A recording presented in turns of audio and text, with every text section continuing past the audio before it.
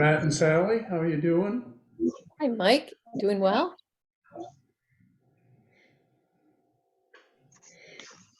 This is Hi. strange. I've not Hey, Mike. experienced this before. Good to see you all. Good to see you, Matt.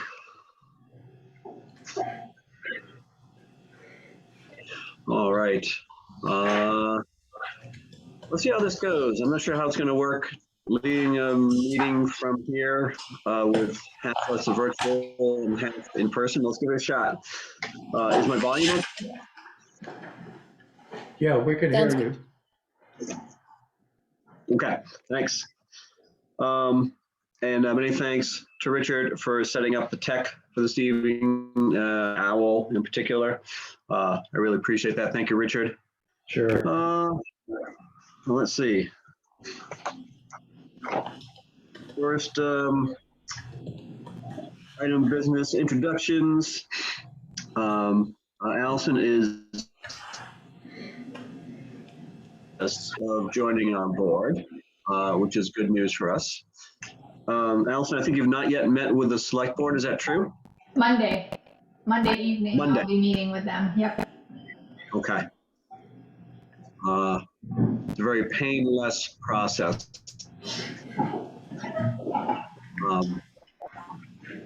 And I'm sorry, I'm dividing my attention because John McCormick is going to the other Zoom link.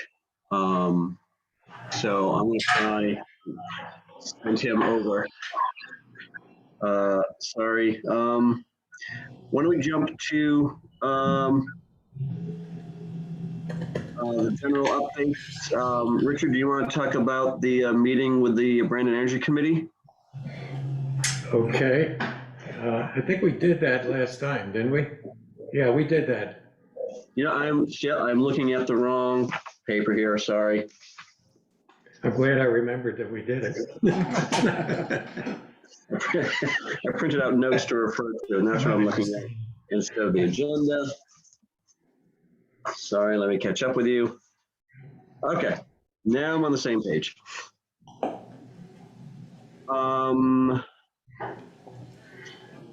So the Bristol sidewalk inventory Saturday.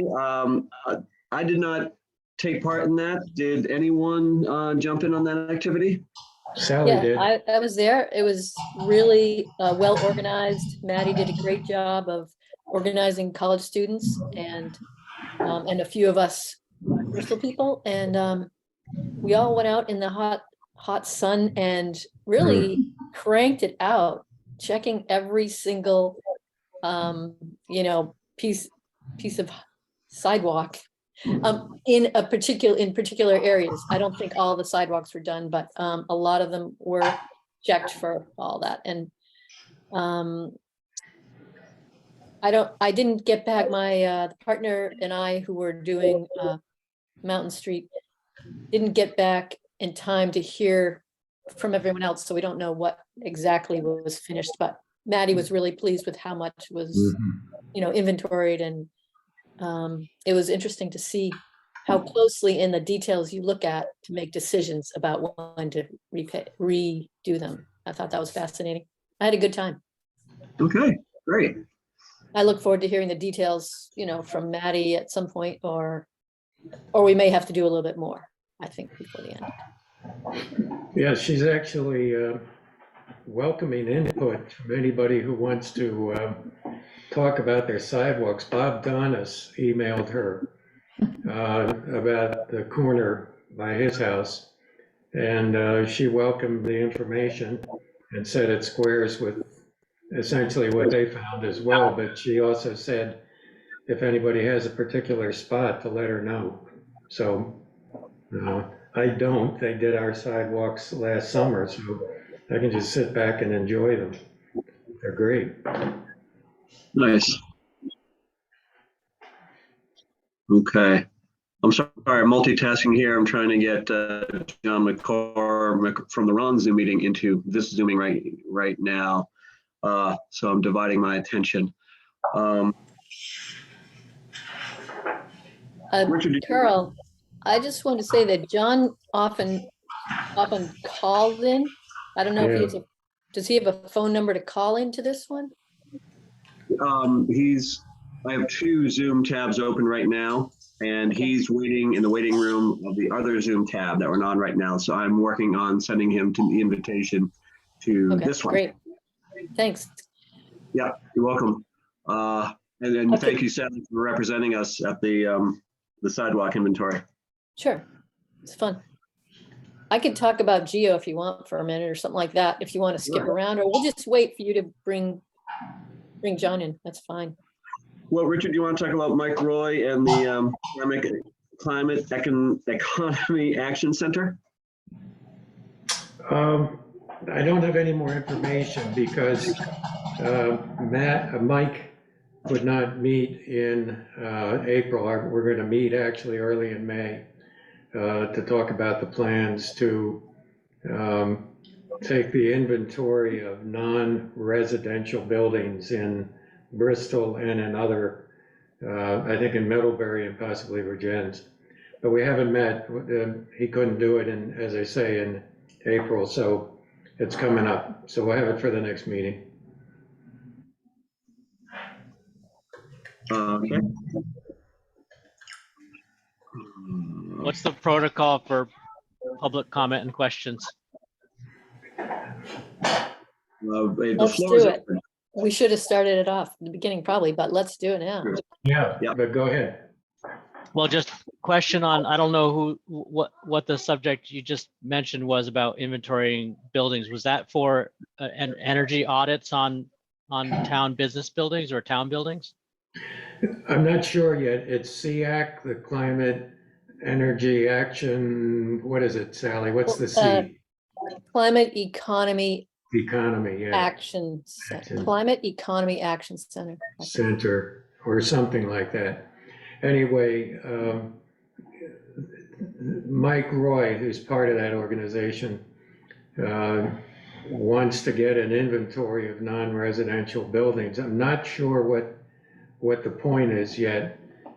We kind of jumped on it because we want to do the same thing for what you, I think, were alluding to, which was to begin to contact renters and landlords regarding weatherization, for example. Does that make sense to you? Yeah, yeah, I think so. I mean, having some inventory of, or at least helping people understand what their sort of rating or impact of energy use is, that could identify easier wins than others or cost-effective improvement opportunities would hopefully, give people a little bit more confidence to make the investment. But what each person needs obviously might be different to have that confidence. I was kind of asking about municipal buildings in particular because of the MERP program that's rolling out, and I don't know if the town's gotten on the list Yeah, to have energy rate audits done on their buildings. yeah, Well- we've had a conference with Maddie. We're not on the list yet because at least when we had the conference with her several weeks ago, apparently nobody was on the list yet at that time. But we're working closely with Maddie on it. Sorry. Great. I have a little bit of an update on that because I Okay, good. talked to her about it this weekend at the sidewalk thing. She said, unfortunately, Bristol is not going to be able to get in on the MERP end of things. I think maybe other smaller towns or something have more precedence for whatever they have less access to money than Bristol, Virgins, and Middlebury or something like that. I'm not sure exactly what it was, but it sounded like she said, I'm sorry to say, but can't really do the MERP with Bristol. Wow.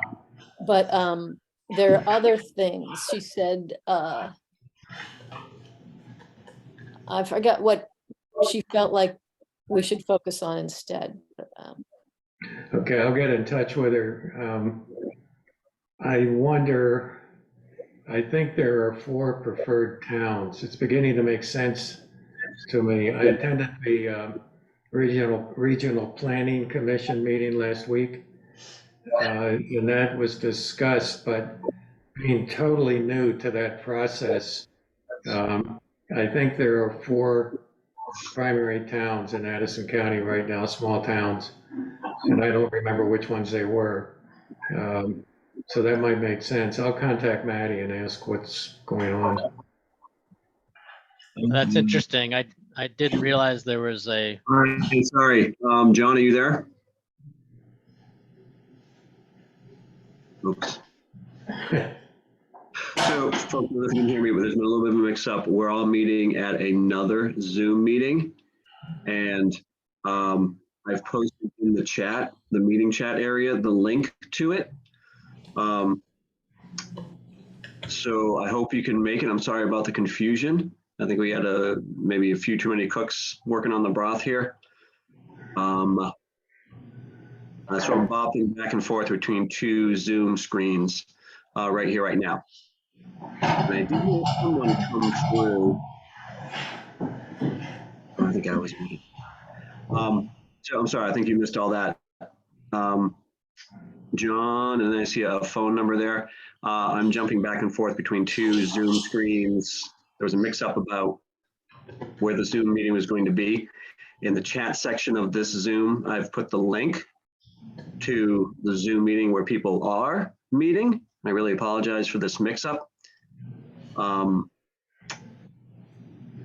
So I hope I can see you there. I'm going to jump back to the other one. Carl, is there a way to give John a phone number? I don't think he can get on the Okay. chat. I don't know of a phone number here. I can look and see if I have him in my contacts.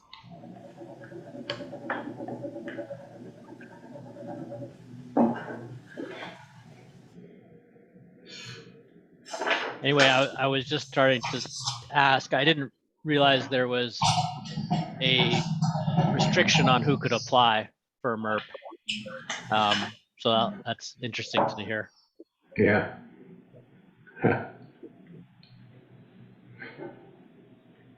I think that Bristol is a high energy burden town, so I think we should look for opportunities somehow with that too. Just, the fact that more residents are spending more money on energy, a bigger percentage of their income on energy, and that kind of gives us some kind of designation to have some priority, I think, but I'm not sure where we talk about that.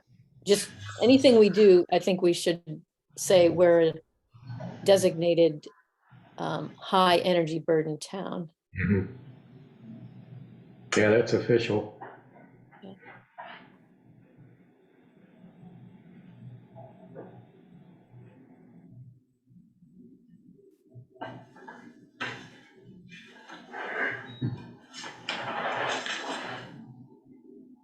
I think at some point we ought to, when Carl comes back, suggest we just move ahead now. And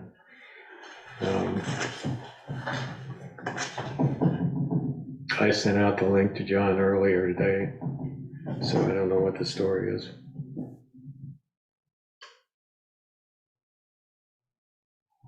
Did the link have a phone option in it or just the Zoom, do you think? It was just what the town Okay, thing is.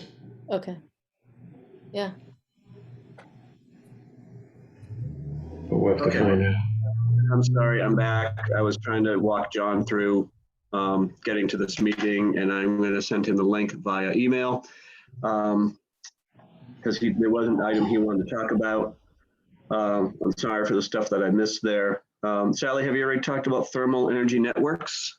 nope. We were just saying that if he has the email that Richard sent, that also probably has the phone number on it. Okay, I'll make that suggestion to him.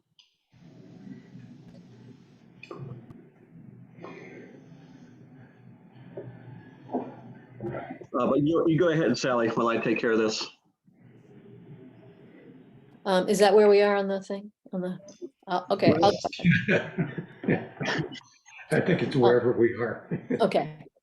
So I just wanted to check in with the committee because both Richard and I separately have been kind of learning more about geothermal networks and are thinking and have pulled together a little group.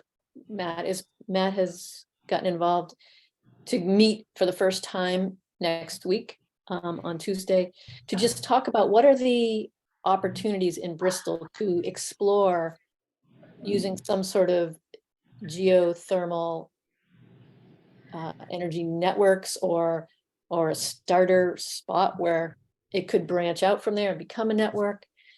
And I didn't know how much the committee knows about this or if anyone talked about it before, like if Richard's talked about it, I don't know. So I just thought I should at least bring it up to the committee and say that a few of us are kind of exploring it. And the idea is to think about where there might be a pilot project so that, it could be seen and explored and, something tried out. And the best place is at new construction because it's pipes that go in the ground and carry water around and you need the ground torn up. And so it's handy to do it when construction is going on. And it's also handy when the roads are being trenched for new pipes, which is coming around Bristol. So that's another reason why it seemed like a good time to think about it here. Another thing was there was talk about a rec center at one point, and that would have been a great opportunity to do something like that there, but there isn't a particular construction plans right now for a rec center, so that might be down the road though. Anyway, does anyone else have any ideas or thoughts about it or questions? So I could give a little more background. It started to gear up when Jim Dumont and Debbie New and Mari Cordes and I got together and started talking about it. And Jim particularly drafted the legislation called the Thermal Networks Act. I forget what it's called now, but it's started out as H56, and that was a bill that would instruct the Public Utilities Commission to develop rules to license entities to become district thermal network providers. And then such an organization could be anything from the town of Bristol, Acorn Energy that built our solar array, independent districts, up in the Northeast Kingdom, some of the smaller electrical providers might be able to do it. Anyway, it enables the PUC to draft the framework so that could be done legally. And it also included a ratepayer protection program and a third element, which was prohibiting Vermont Gas from expanding its territory, not laying any more pipe in new areas. 1 and 3 immediately hit headwinds. And it became evident as we worked through the fall that wasn't going to be a big roadblock. And so we broke out H242, which is only the district thermal aspect. That's in the House Committee on Energy and Environment. And unfortunately, it's on the wall. And probably we don't see any way it's going to come off in this session, even though there is virtually no opposition to it from Vermont Gas, from utilities, or anybody else that we've run into. Though once hearings begin, that doesn't mean that some might not come up. But it looked like it was a slam dunk, but it's just, this legislative session has so much work to be done, that they're almost certainly not gonna be able to consider it. And you know that the difficulty they're having getting S5 to a vote, and it's not all certain on that. So we're kind of in a holding pattern, and so Sally and others, I think rightly so, want to jump ahead of it. So when this thing does finally pass, hopefully in the next session, and rules are made, towns like Bristol are familiar with it, and construction projects, and even I've had the kind of dream that Main Street, the buildings on both sides of Main Street could very easily be linked via a geothermal network. I talked to John, what's his name? Moyers? Moyers, yeah, John Moyers, about it briefly. And he was very interested in it, even though he has a massive wood pellet system that would have almost the same capacity for that side of that side of the street. So the group that Sally's putting together does include Debbie New and Jim and everybody who was involved in this bill, and we'll see what comes out of it. I did invite John, but I haven't heard from him.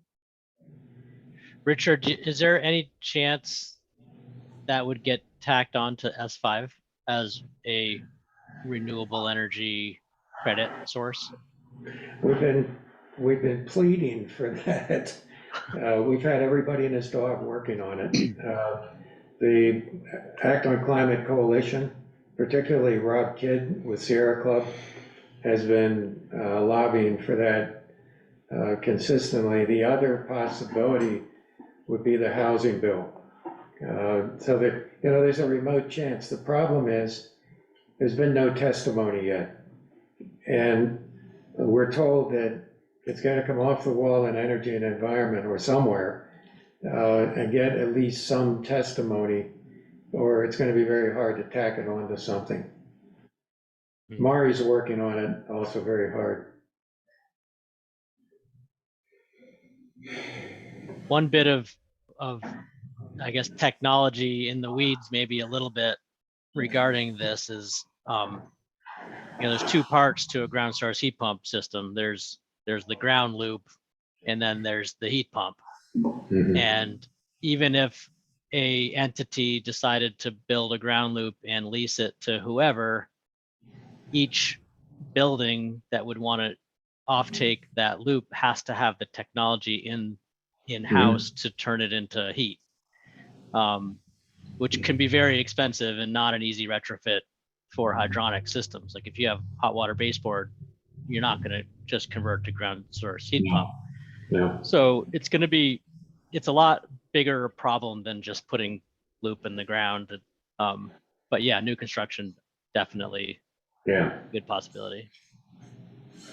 Matt, thanks for bringing that up. And what is needed? Is it going to be,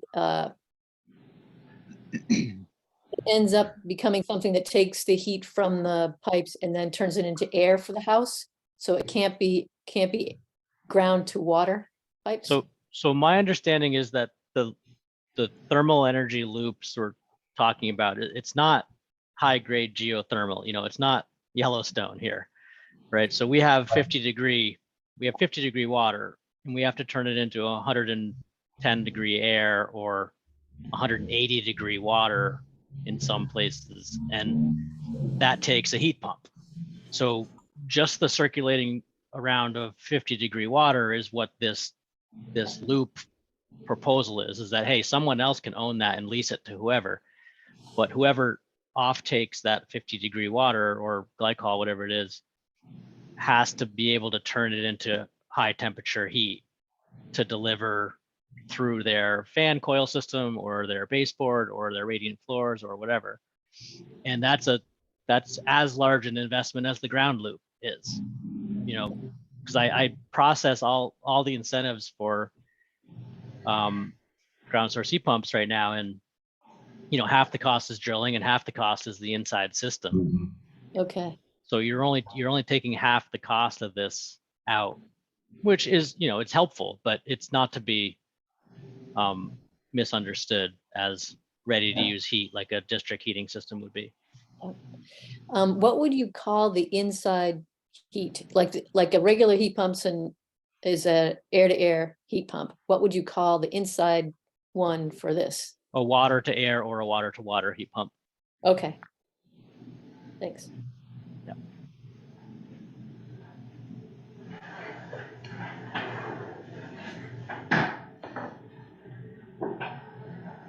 So, Okay.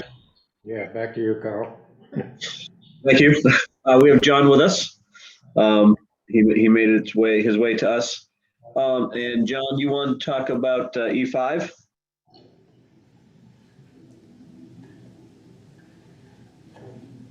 Okay, maybe we don't have John with us. He said. There he is. Hey, John. This is John. I would, but when would be the appropriate time? We've got you on board right now. Let's strike while that iron is hot and lay it on us. Right. Well, very good. I've had a little difficulty logging in, but here I am. My want to talk about S5. It will be a done deal. I'm quite certain of that. The House will pass it, and the House and Senate will agree. Governor very likely will veto it. The veto will be overridden. But what we essentially have in this 2-year study period is the opportunity to really think outside the box and not abandon the thermal sector, but look at what the state mandated electrification means to Vermont customers. The likelihood that the increased demand for electricity will be met by importing ISO New England power. ISO New England power is quite expensive, and the import will include a surcharge. And I don't believe that the state is going to benefit from increasing electric rates due to increased demand. I believe that the 2-year study should also include a serious effort on the part of PSD and PUC to determine how the state of Vermont's electric rates can be lowered. And I think really the only way to do that is to increase the in situ deployment of renewable energy. Any comments? I'd appreciate that. I just want to say what I heard. Basically, you're saying that really going forward, we've got to create more renewable energy, electricity in state. Is that the main thing? Yes, as a way to have some leverage on keeping the electric rate down and not up, as we no longer have to import as much ISO New England power as is likely the case in the way that the S5 is written.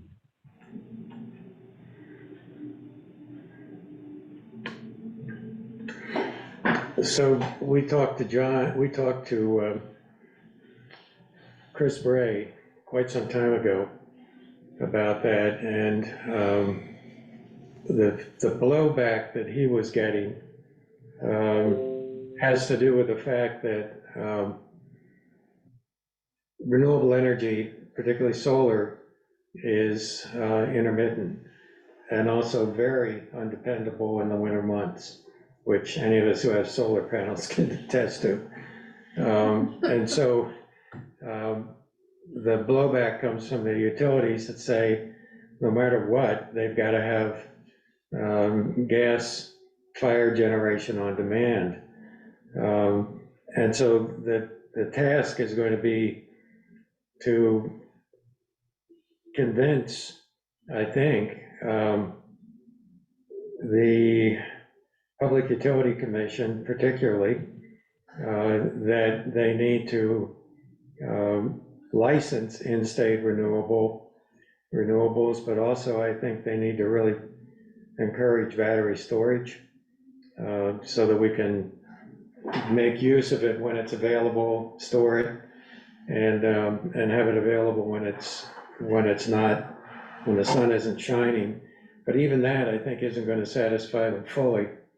So we really have to study up on how we counter that argument. And I don't know if we can do it, but I think it's worth trying.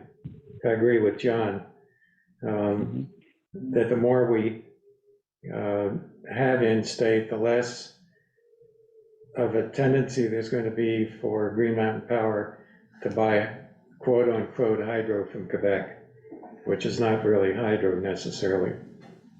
I agree, yes. Now, ISO New England, in 2020, those power plants in the 6 states contributed 25 million tons of CO2. And since each of the states, except perhaps for New Hampshire, are going forward on electrification policies, their demands will increase as well. And I think Vermont's going to be on the outside looking in, hoping to outbid other states for more power. The competition is going to be quite severe, and that means the pressure on the PUC and well, yes, PUC to agree to rate increases will be a reflection of the fact that ISO New England power being imported is very expensive, over 19, 20, 22 cents a kilowatt hour. Now that's not going to help lower and middle class families who have sort of been motivated to put in heat pumps and of course do their insulation. It's going to increase their cost of heating their homes. And I think, Richard, that's what you and I are sort of saying. Now, I want to switch to another topic, and that is this. I live in a 2-story log home that is not insulated except for the roof, because the logs, I can see my dogs running back and forth outside. So I cannot install a heat pump. And that being the case, if the fuel oil distributors are now having to increase their cost of doing business, they will pass those increases on to all of us in the form of higher oil charges. I will be paying those higher oil charges regardless of the fact that I cannot insulate the walls of my house. And I think I'm not alone. I think there are going to be quite a number of older homes that, for a variety of reasons, just cannot install a heat pump, but will pay higher fuel costs regardless.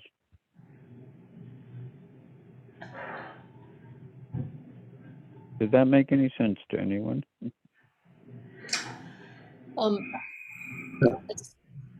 But is it really true that you can't install a heat pump? Can you just drill through the logs and put the pipes through? Like they No. do in your house? If you don't, you run the risk of mold in your household if you haven't insulated. Yeah, the problem, Sally, is Okay. it's hard to insulate a log house. Yeah. If you want to retain the log look inside.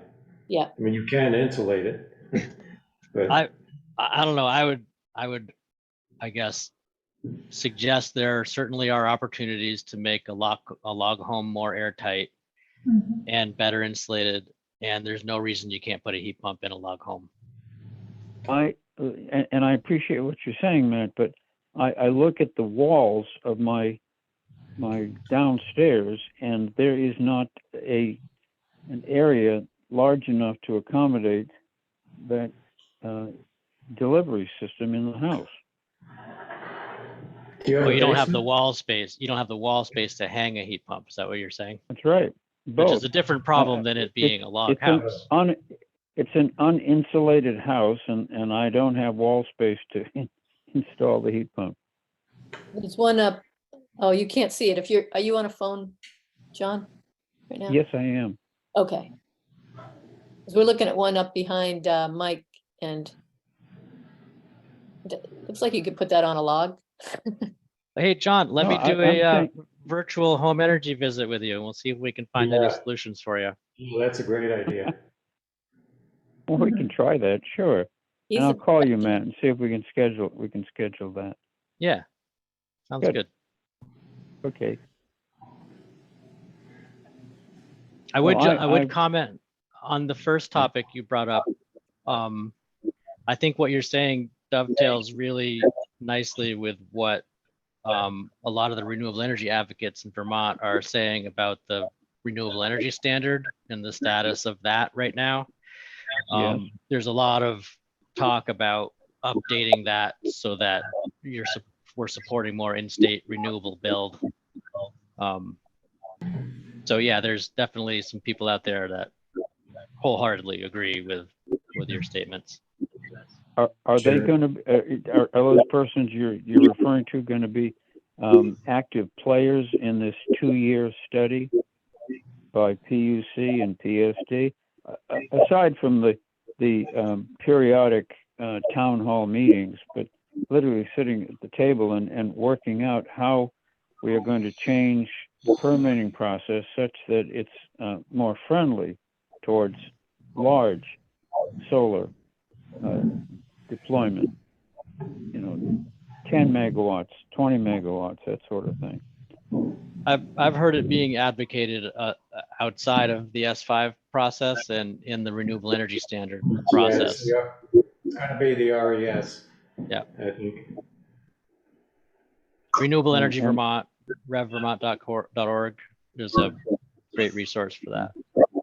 And res is likely going to be something sent to the governor's desk. Is that correct? Not this term, not this session. Not It this didn't session. pass over, no. Hmm. It's going to be a 2-year.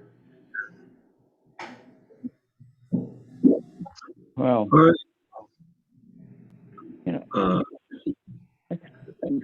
John, I'm glad we finally got you on. I'm Any, sorry. Any last comments or questions for John? All right. Thanks for joining us. Sounds like your best bet, John, is Matt's offer right now. Yeah, good. Matt, I'll get back to you, sir. All right. Thank you.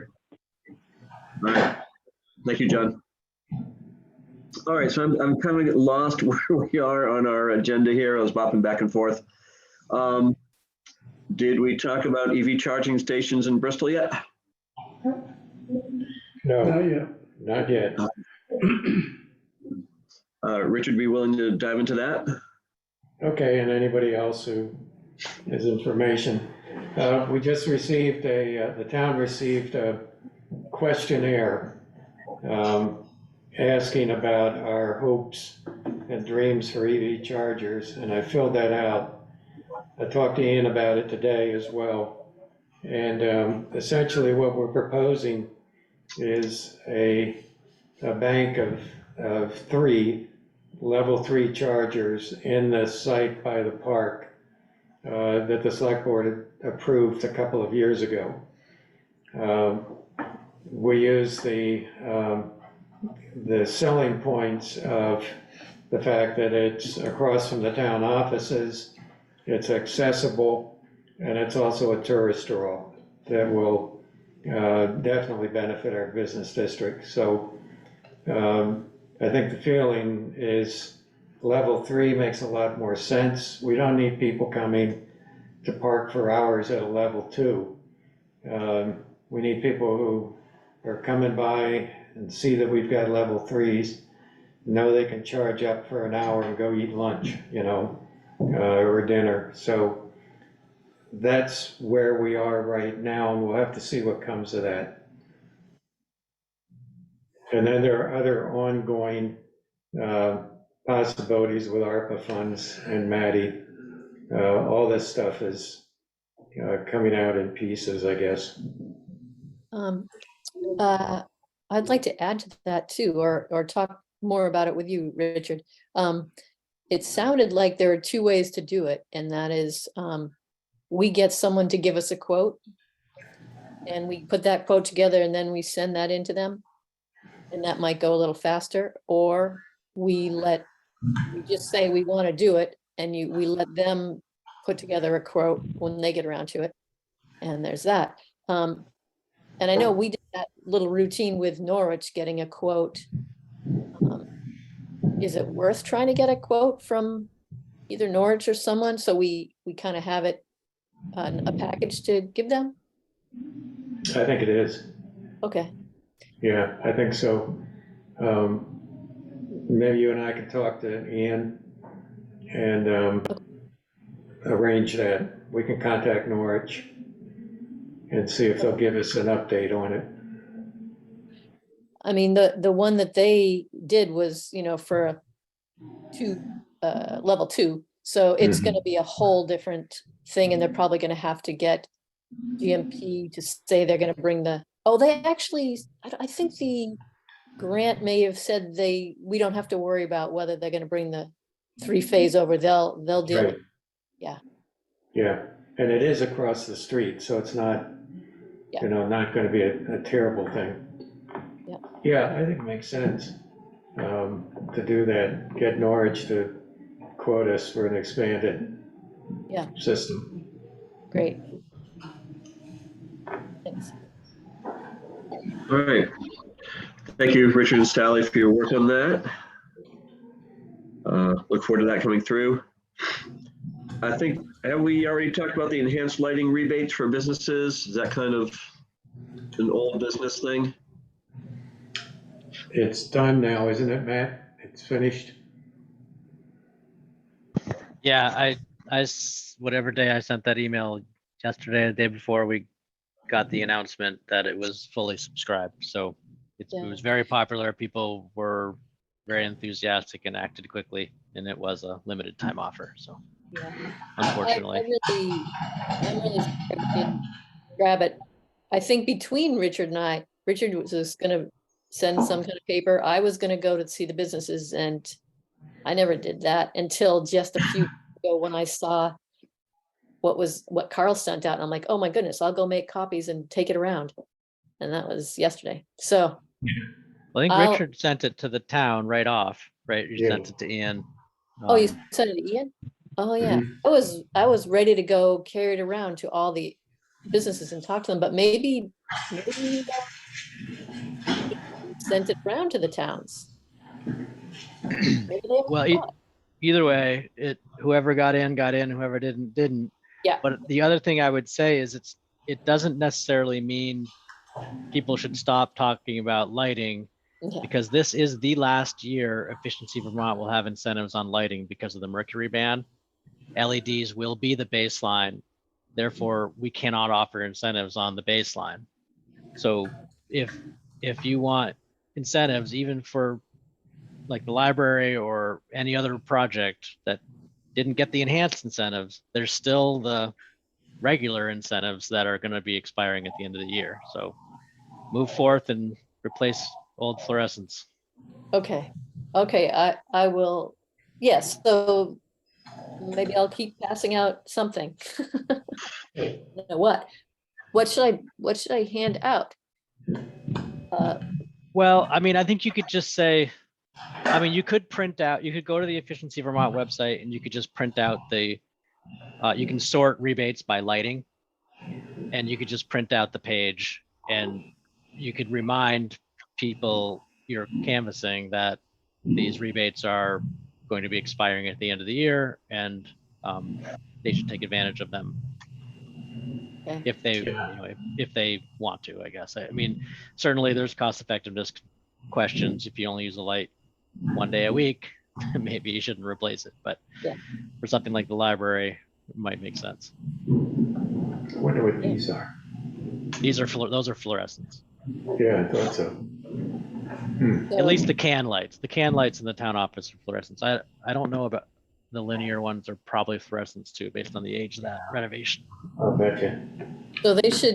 So they should all be replaced? Are you saying?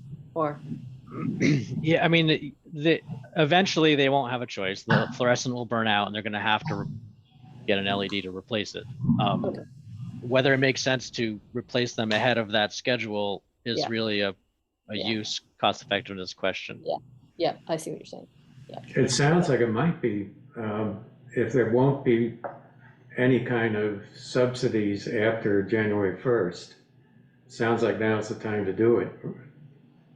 Does that make sense? Yes, that makes Okay, sense so- in so- general, and specifically if it's a light that they turn on when they get there in the morning and it's on all day. I Mhm. mean, yeah, replace it for sure. So the main part of the office for sure, not necessarily the, Maybe not the conference room. I don't know how often that's on. Okay, we better tell Val and Ian.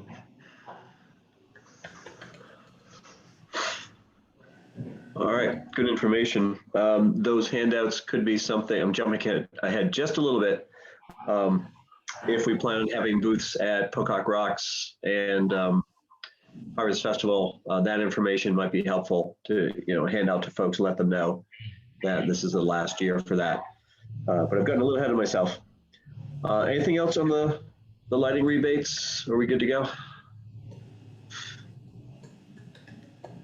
Okay. Plan to organize local weatherization teams. Not a whole lot of progress on my part on that. I did have a quick conversation with Matt about that. We've been throwing some ideas around. Let me do some more follow up on that and, see what seems feasible. So it's kind of on hold. what was that anyway? I didn't remember what that was. Well, I had this kind of crazy idea of teams of, a team of 3 people or so going to people's houses and doing the weather stripping around their doors, or putting the plastic on the windows, helping out folks who maybe wouldn't be able to or wouldn't have the inclination to do that work themselves. So, and I guess there's some considerations about legality of, going to people's homes, things like that. It seems like there's some steps that we need to take care of and get some clearances from the select board and make sure that it's all on the up and up legally and liability wise. But, definitely also looking at running workshops possibly in the fire station, and showing people the basics of weather stripping, et cetera, et cetera. Now I'm remembering the whole time. Thanks. Yeah. Yep, no worries. So that's in process. Anything new from window dressers? Yes, I've spoken with Jamie Gerla and Charlotte, and they are willing to build all of the inserts that are in the backlog from Bristol, New Haven, and Lincoln, provided, I think we talked about people from here doing the measuring. So he's on board with that, and actually just today I reassigned all of those to him, so he's got visibility to those. Great. So I'm assuming that at some point here in the next a couple months, that they'll be reaching out to folks here to set up, to assign measuring. So I guess if it would be possible, it would be nice just to get a list of the people who will volunteer to measure here so that I can share that with him. That would be great. I'll put myself on that list. I think that, okay, Yeah, Allison, I can measure as well. I'm glad to measure. And I think you guys are all experienced measurers, so. Well, I don't think, oh, who's here? Yeah, actually, this is true. Who's here are measures.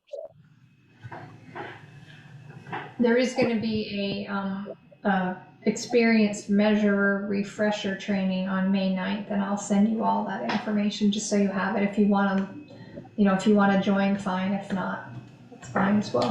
Where's What's the date on that? It's on Zoom, Oh, Zoom, May okay. 9th. May 9th. Okay. And if you can't make it on Zoom, I could do something in person too, if needed. Okay. Do you have a time for that, Allison, yet?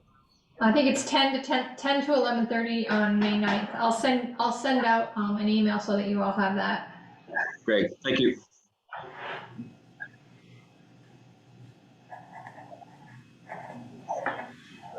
And then we can sign up to volunteer for the build Yeah, as well. yeah, Yeah. definitely. Okay. That's right. You don't Sounds have a great. date yet, probably. We're close. They're gonna have their build at the Charlotte Grange. Oh, I don't know if you're familiar with where that is. I did my first training there a few years ago. Right. Nice. Thanks, Allison. It's nice to have a direct pipeline to window dressers on the board, yeah. So, on the committee. You can't get much more direct, I guess. Yeah, love it. It's Exactly. great. Okay. Energy committee presence at local events such as Pocock Rocks.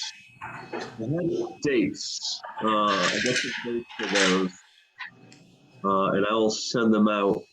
I know Pocock Rocks is in June, if I remember correctly. The Harvest Festival is in September. The Farmers Market, their website doesn't work, but through another website, I found out that they're going to be on Wednesdays and Saturdays. And we talked about maybe once a month going to the Farmers Market or something like that. Oh, excuse me, I beg your pardon. And so I would definitely welcome ideas on what we'd like to present, at those events. I think it would be, good to do something like electric lawn type of things on the earlier end of things. Whether it's farmers market or whatever, just so people can get a chance of seeing electric mowers and stuff like that while it's still, reasonable to think about it. Yep, sounds good. yeah, I think also advertising for workers for window dressers.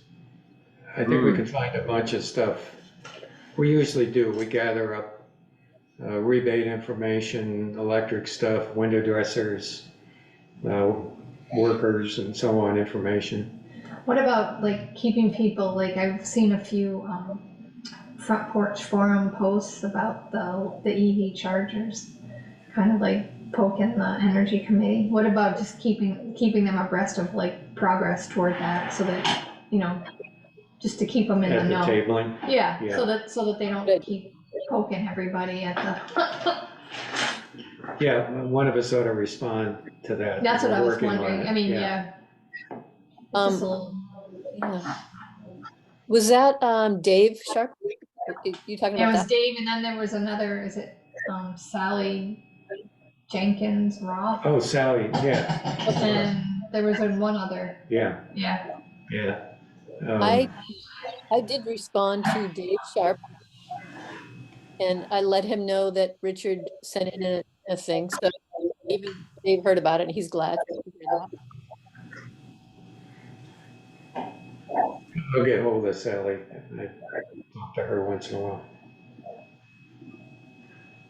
Okay, it's great. I'm getting a list of all this. On there, assistant to Vermont. And so Matt, we're just talking about, having a table at Pocock Rocks and the Harvest Fest, et cetera.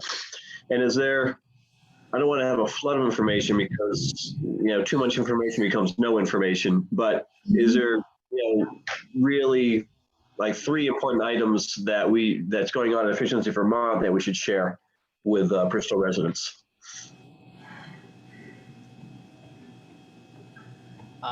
I mean, weatherization, I think, is the primary thing we'd want to push. I mean, I'm not speaking from the position of the community engagement manager. We're also are trying to get free energy kits out the door. That partially has to do with the mercury ban and getting LED lights into people's homes while we can. So free energy kits, weatherization, and the third, I mean, it would probably be heat pumps. As far as like top 3 type stuff. Matt, do you think there'd be any chance of us getting some free energy kits to hand out, or do they just want to do it by sign up? Possibly. I could definitely inquire about that. Or you could go through probably Maddie or some other channel, or we could take it from both sides. Okay, yeah, let's do it from both sides. I mean, we could have the forms, the applications, and have people sign up, and then we send them in. If we can't get the actual stuff. Yeah, and maybe a little mixture could work out, because I know we've gotten feedback that it can be hard for some without the resources or abilities to navigate the online process. So having some in person to hand out would be good, but also just trying to reserve those for people who can't really navigate the web system. Okay. But I can reach out and see what we could offer. Is that must be end of June that's happening? I think it's earlier than that, but I think it's mid-June. Mid-June? I think it's the weekend of the 16th. something like that, yeah. No, yeah. Okay, We should have that down. I can look it up probably too. So I'll ask. Matt, maybe we could have some sort of a link that people could, if they had their phone right there, they could click on it and, QR code. copy it in or whatever. So then they'd have the link. And then if people didn't have that option, or they'd rather write it on the paper, then we could have the pieces of, the printed copy of an application for those who wouldn't do it the other way. I don't know. Yeah, it's June 17th. That's the date. Okay, good. June 17th. Okay, Allison just looked it up. I'll ask Michelle over here and see what they can offer. Okay, great. Yeah, tell her we'll hand them out. We won't sell I was at the LEAP Energy Fair in Duxbury on Saturday. They were giving them away there. I saw a lot of people walking around with those boxes. them. Cool. Yeah, I got mine some time ago. It's amazing. It's All right. Yeah, I just got mine a week or 2 weeks ago or something. Nice. This is a good list of stuff that we can put out there for folks to see. Get some good information. Looks like the Harvest Festival is September 24th. okay, good. Unfortunately, we don't have any information on the IRA rebates yet to share. I know a lot of people have been inquiring about those recently, but they just don't exist yet. So maybe by that, what made me think of that, it was September. Hopefully we'll know. Okay. Yeah, good idea. And weatherization, is going to pick up. It varies it's going to get very busy as you get into the fall. And if, people can't expect to call in October and get a job done before the end of the year if they Right. start in October. So the focus ought to be on getting set up and into the queue now, thinking So- ahead, get in line. So, at one of the earlier things, like either Pocock or the farmer's market or something, tell people, this is what you should do now if you want to do weatherization for the fall. And what would that be? Find a contractor, basically? Yeah, find a contractor and get on their schedule. Yeah.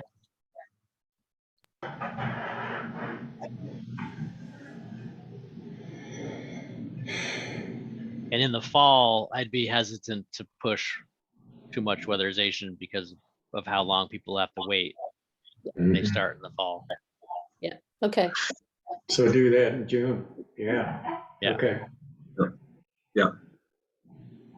right, so what if we could have a laptop available for people to get information that way? I mean, that would help people sign up for energy kits on the spot. If you just had a laptop online and people, if someone didn't mind people using their laptop or iPad. okay.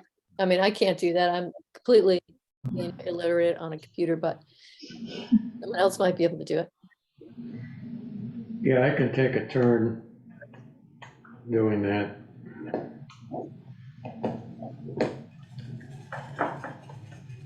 Let me see what we can get to offer from Efficiency Vermont for that. That'd be great. It sounds like if they were walking around with them in wherever else, they've got to be moving somehow. You must have a warehouse full of those things. Yeah, I would think our office is pretty empty of people. It's probably filled with energy kits. Okay, this is great. I've got a good list of what we can have at those tables. So we'll develop this more. Geez, in our next meeting, because that'll be the meeting before Pocock Rocks. All right. And finally, last time we met, we talked about scheduling a new electric vehicle event for the public. Any thoughts on that? We usually set it near the beginning of October with GMP. And it's gone really well. Should we just stick with that and maybe check in with them and put it in the calendar? Sorry, sneezing jag. Yes, absolutely.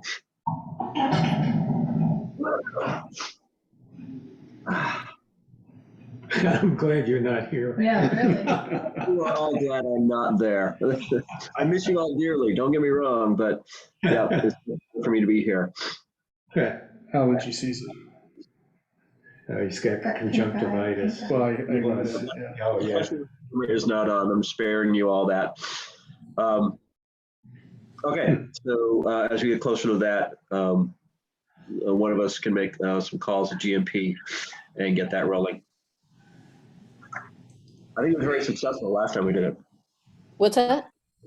I think it was very successful the last time we did it. Yep. I'm glad to reach out. I've connected with them both times, and Richard was there for the first one. And I'd be glad to reach out and make that plan again. Great. Great. Thank you.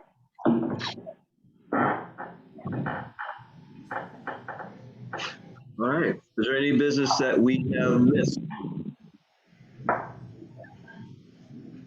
I could let you know of 2 other events that are happening or will be planning on happening in the energy world in Bristol.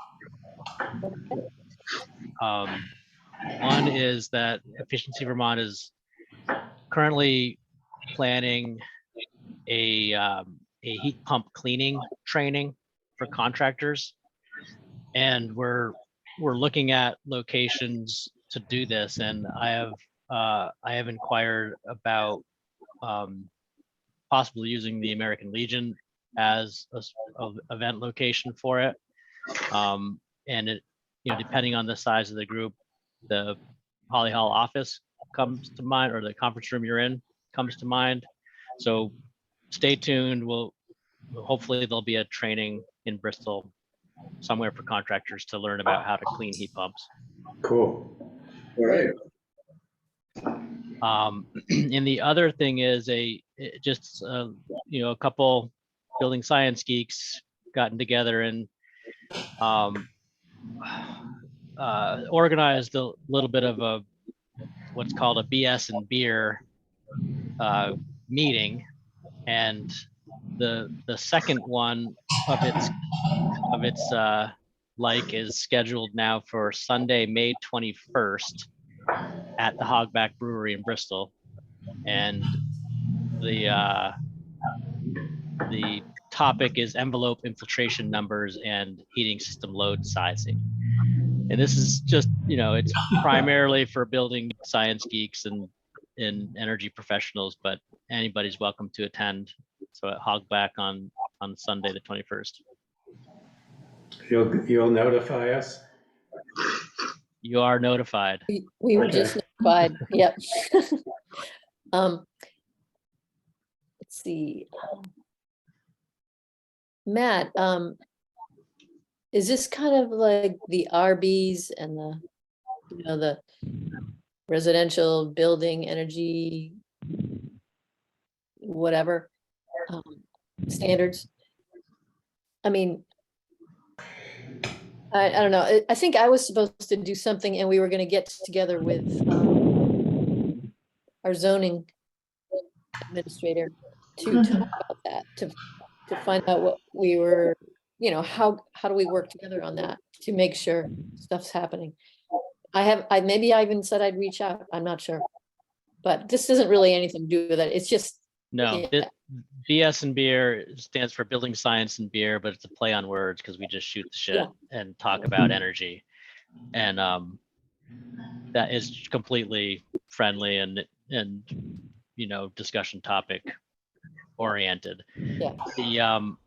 The RBs, which is energy code, is certainly a topic that I'd be happy to talk with anybody at the town about, because the town is supposed to be receiving RB certificates prior to issuing COs.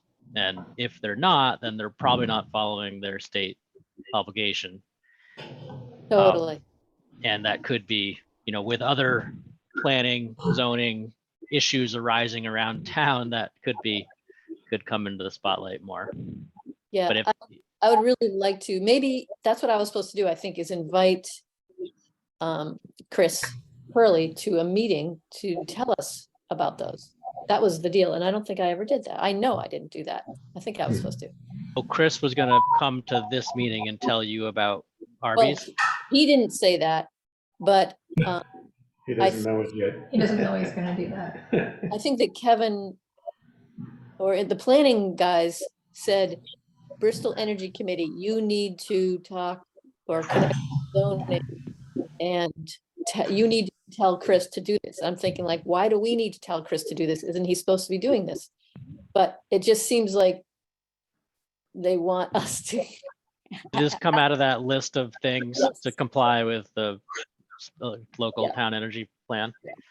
But it seems to make sense, it's an energy kind of thing, but it seems weird for the energy committee to tell the zoning administrator what to do.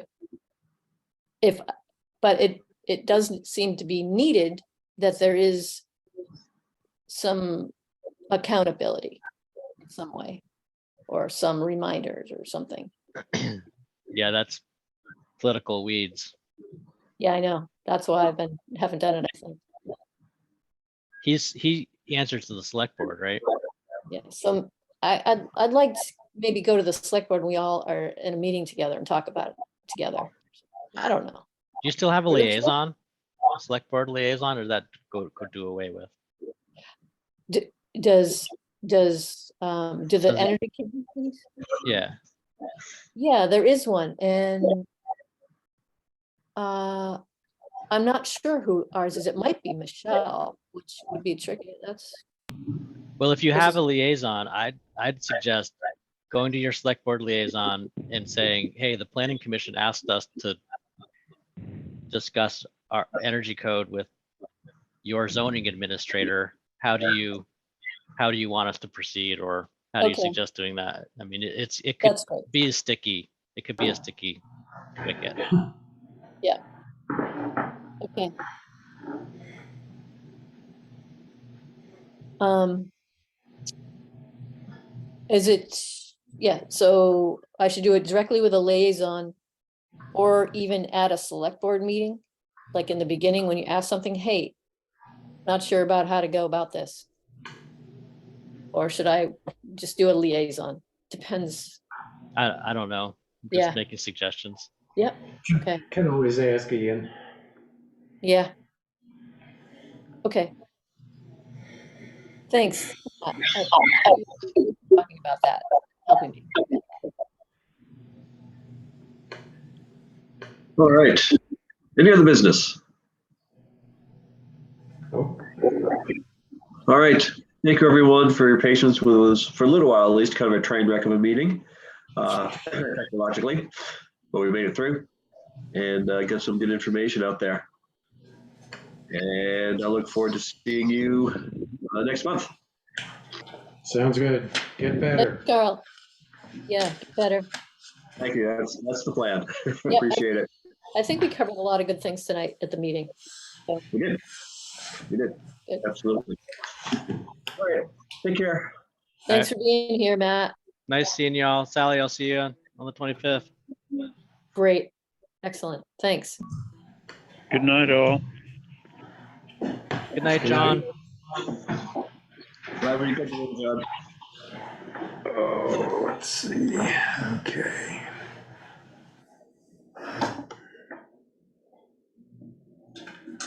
I don't know how to operate these Microsoft things.